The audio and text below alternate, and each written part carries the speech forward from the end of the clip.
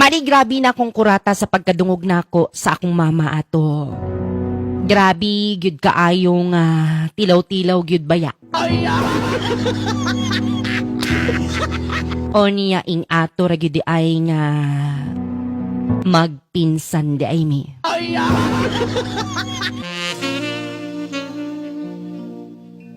Oh. Babe, Unsan babe? tara. Mga unta.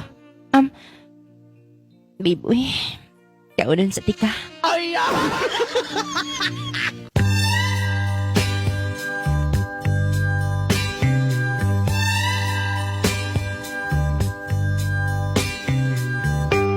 Maing hapon kaniyong tanan.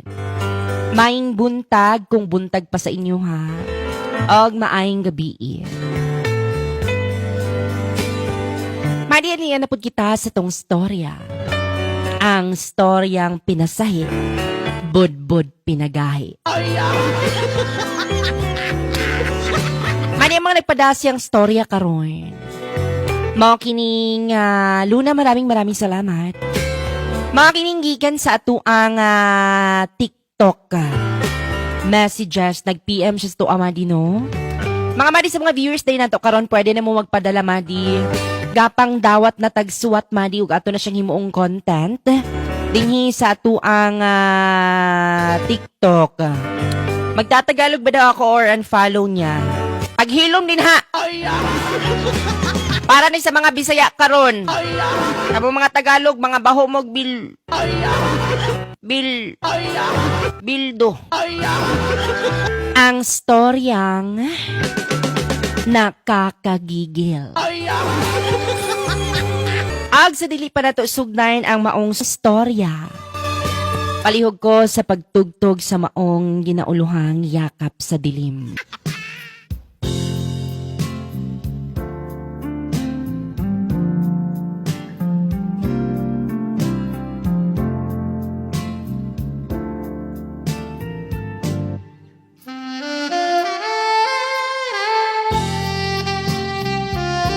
Madi maayong hapon kaniyong tanan. Naa lang unta ko'y i-share nga story sa inyo ba? Madi about ni sa akong love life karon. Hinaot na mabasa ni nimo karon or kanus aman. Madi tawgan na lang ko sa pangalang Jisoo. 21 years old, taga Davao City, Kumadi. Og adun ako'y nauyab madi nga itago na lang nato sa pangalang Hazel. 20 years old. Madi nagkauyab mi madi og tinud-an na gyud ang among paghigugmaay. Madi dili man sa paghambog, pero ako ang klase nga tao nga dili gyud hilig magpaila-ilaw og uyab sa kumaginikanan.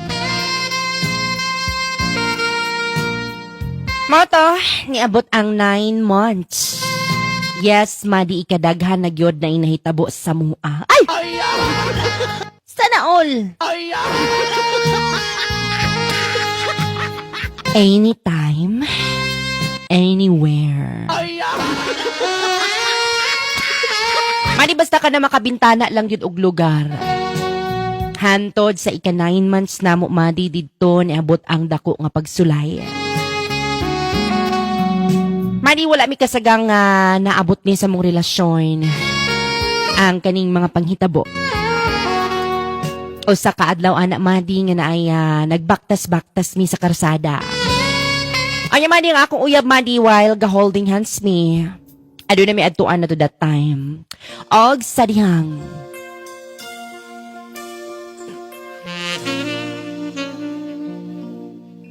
Oh. Babe, Unsan babe?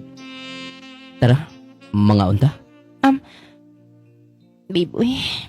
Kaunan sa tika.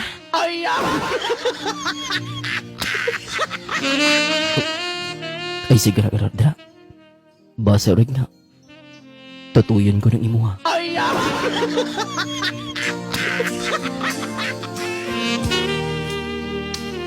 And that time, That time na po. Madi padulong na mi sa amo ang destinasyon kay lagi magkaon mi. Apan nakitaan ko sa kumanghod na nay ka-holding hands nga babae. Haman madi sa kung pag-uli madi, gipangutana ko niya og kinsa daw tong babaeng nakitaan niya. Wala ko'y choice, madi kundi iingon ako ang tinuod sa iya hanga ko atong uyaba. Madi pagkahumain, akong pangutana, paghumain pangutana sa ko amadi. Nag-follow up question siya kung taga-asa daw to. Og unsa daw ang apelyido. Og madi ni anak ko nga Perez. Ma, Oh, unsa naman pod? Nakipagkutanan nimo. unsa man?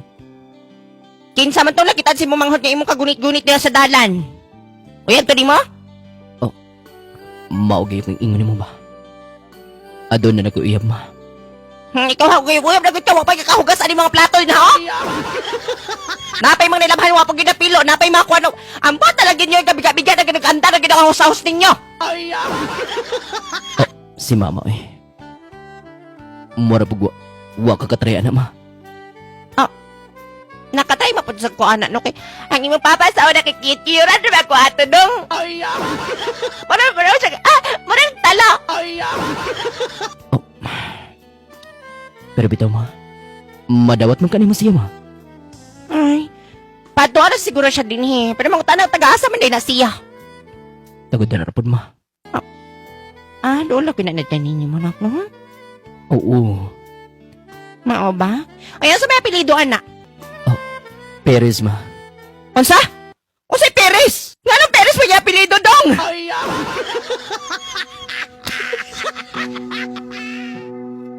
Madi, sa ako ang pag-ingon kay mama.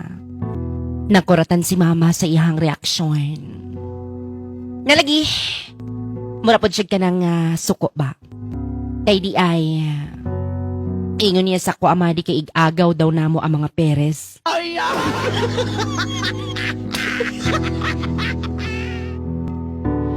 Madi, grabe na akong kurata sa pagkadungog nako sa akong mama ato. Grabe, gyud kaayong tilaw-tilaw gyud baya. O niya ing ato ra gyud di ay nga magpinsan di ay mi.